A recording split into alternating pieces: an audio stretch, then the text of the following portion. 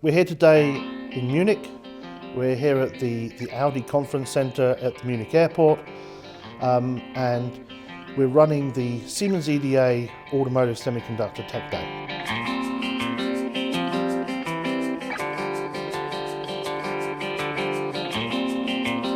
I think, the most important aspect for the European automotive industry going forward is the formation of ecosystems, right?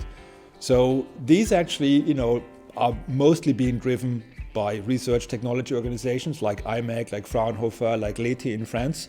And, any of those projects requires an EDA partner, right? Because you need a platform, a software platform that you can actually develop the ecosystem on, right? And Siemens is happy to be part of initiatives with all those three RTOs, and we're very keen on continuing that relationship and contribute to a European-wide ecosystem for the automotive industry.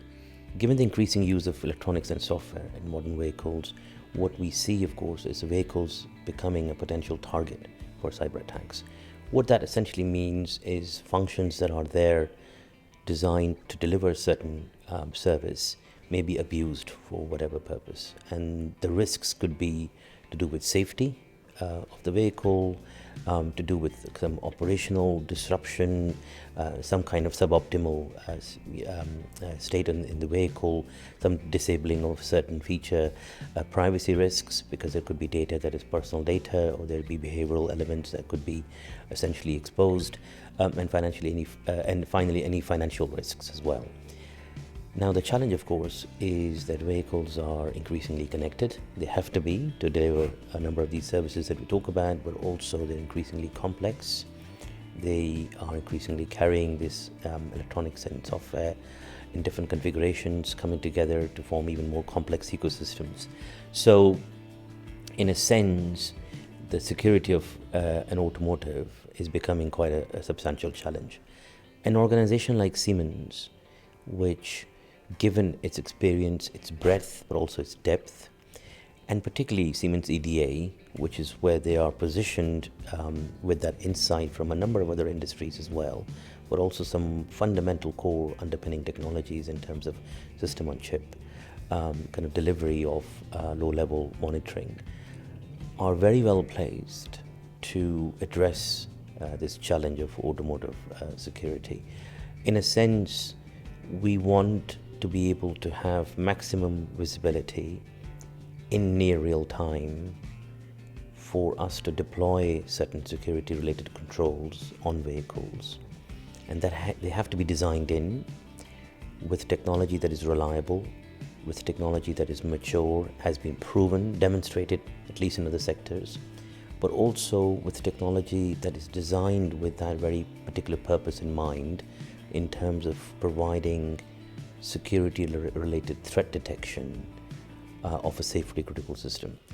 I think, semiconductor development is the most important factor in the automotive industry, as it's really, the source of differentiation from one brand or one product to another, right?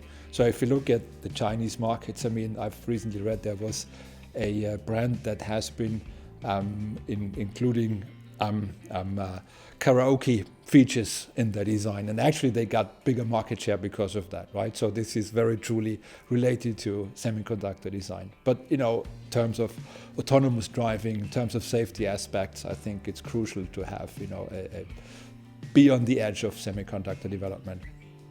So modern vehicles increasingly are dependent on various types of electronics and software-driven systems to run for basic safety-critical systems like driving itself, but also a lot of add-on features in terms of in-cabin systems, from infotainment to comfort, to passenger comfort and experience. And that means the semiconductors become the fundamental bedrock over which all of these systems have to be implemented and be running. Therefore, in a sense, from the traditional nuts and bolts and mechanical components, we are moving to a world where semiconductors would be the key component, as it were, spread across the vehicle. And it's also just worth saying, A lot of the systems and features and services provided through modern vehicles would be connected. So there'll be cloud-based support, there'll be other devices, personal devices, other devices that are connected to the vehicle from time to time. And they also have to rely on some kinds of electronics or chips or semiconductors that underpin that support. So all in all, semiconductors would be absolutely critical to modern vehicles and ever so more in the future.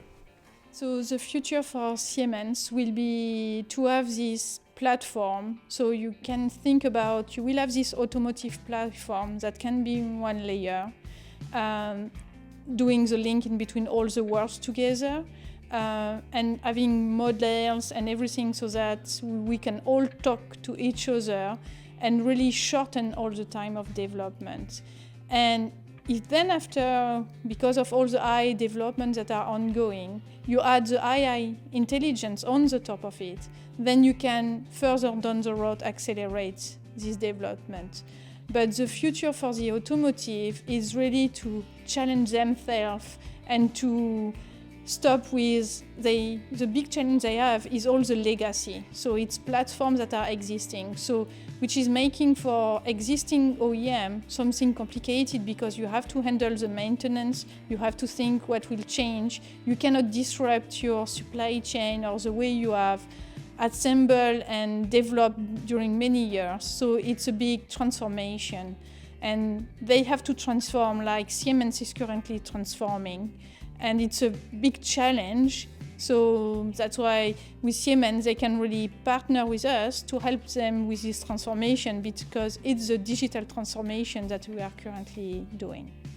Well, design for test is important because you're combining silicon of multiple sources, right? So we had the idea of known good dies, but even if you have known good chiplets, you combine them in a whatever architecture on a substrate, it doesn't mean that it's going to work and it's going to work forever. Reliability is a critical aspect in automotive, right? So you really have to plan your reliability upfront.